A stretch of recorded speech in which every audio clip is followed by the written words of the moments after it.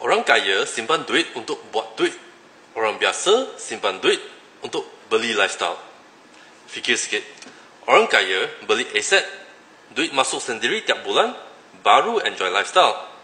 Orang biasa beli barang baru, duit keluar, hujung bulan, tak ada simpanan. Orang kaya beli apa? Rumah sewa, dapat rental. Saham, dapat dividen. Pelaburan tunai, dapat interest. Tapi kita baru dapat bonus, terus upgrade phone. Loan kereta besar, shopping barang branded. Tapi savings, kosong. Nak ikut orang kaya, bukan tunggu ada banyak duit.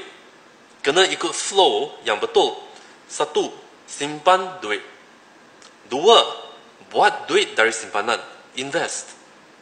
3. Dapat hasil investment. Nombor 4. Then baru enjoy lifestyle. You nak terus nampak kaya saja atau nak betul-betul bebas kewangan? Percaya cakap aku. Hidup ni kalau you nak berubah, you sendiri kena berani. Jangan tunggu siapa-siapa nak tolong. Sebab orang lain pun sibuk nak selamatkan diri. Ramai orang hidup terperangkap sebab asyik tunggu masa sesuai. Tunggu orang datang tarik. Padahal dalam dunia ni, tak ada siapa pun peduli struggle you. Kalau you sendiri tak gerak, you memang akan duduk kat tempat sama sampai bila-bila.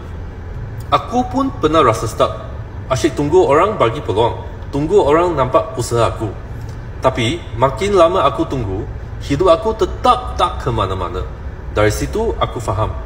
Orang lain tak akan peduli you susah ke, you struggle ke, sebab masing-masing pun tengah fikir hidup sendiri.